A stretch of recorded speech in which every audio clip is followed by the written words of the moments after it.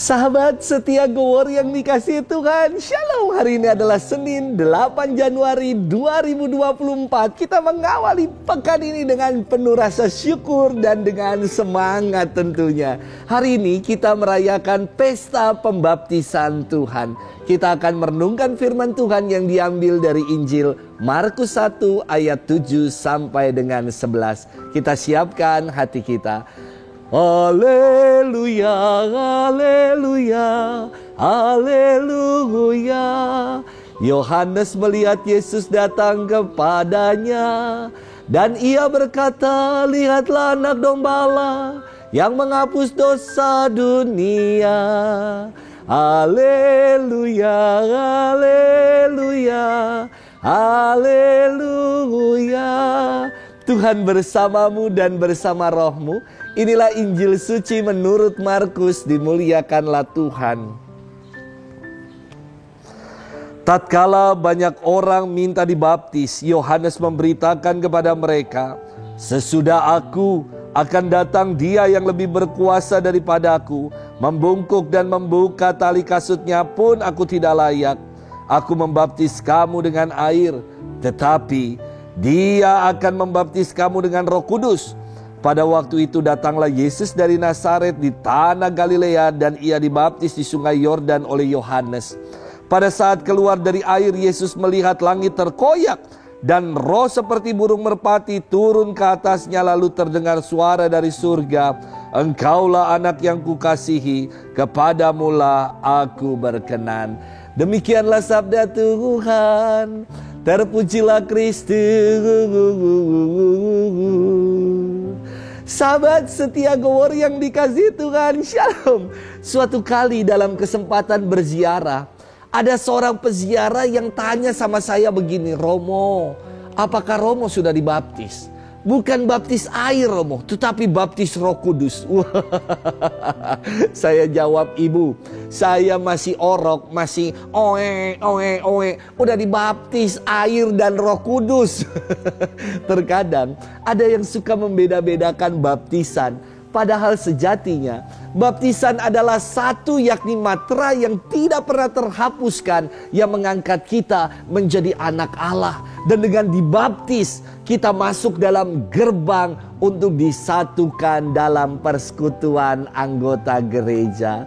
Sahabat setia Gowor yang dikasihi Tuhan, pesta hari ini istimewa.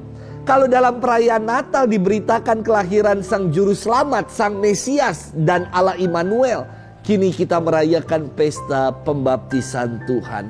Tuhan kok dibaptis? Bukannya Dia yang harus membaptis dan menobatkan orang banyak. Kok malah ini Tuhan yang dibaptis?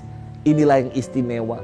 Pesta pembaptisan Tuhan ingin menunjukkan kepada kita, Allah Immanuel, Allah yang beserta kita adalah Allah yang solider. Kata solider berakar kata solido, solidare, yang berarti sifat, perasaan senasib, sepenanggungan dan setia kawan. Kalau anak-anak remaja usia playgroup mendefinisikan solidaritasnya dengan pakaian yang sama, pakai seragam yang sama. Allah pun solider dengan kita manusia, dan Ia mengenakan pakaian kemanusiaan kita. Allah menjadi manusia. That was amazing. Solidaritas Allah ditunjukkan dengan Ia lahir, Ia dibaptis, berkarya, bahkan wafat di kayu salib untuk menebus kita. Namun tidak selesai sampai di situ, sebab Ia bangkit agar kita pun yang percaya kepadanya dibangkitkan dari antara orang mati untuk mengalami persekutuan yang kudus di dalam kerajaannya. Sahabat setia Gowor yang dikasihi Tuhan, pesta pembaptisan Tuhan mengajak kita untuk mengenang kembali rahmat sakramen baptis yang telah kita terima. Apakah kita telah menghidupi janji baptis yang dulu pernah kita ikrarkan di setiap malam Paskah? Kita perbaharui untuk menolak kejahatan, menolak setan, tahayul, perjudian dan hiburan yang tidak sehat, menolak tindakan yang tidak adil, tidak jujur dan merusak keutuhan alam ciptaan. Masih ingatkah kita akan janji itu? Dan kita juga berjanji untuk selalu percaya akan Allah dan mengandalkan Allah semata dalam hidup kita.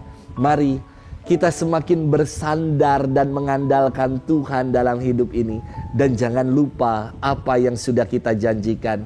Jangan sampai janji kita menjadi janji-janji manis yang diobral ketika kampanye. Setelah jadi pemimpin, lupa untuk menunaikan janji itu. Selamat bermenung dan Tuhan memberkati kita selalu. Dalam nama Bapa dan Putra dan Roh Kudus. Amin.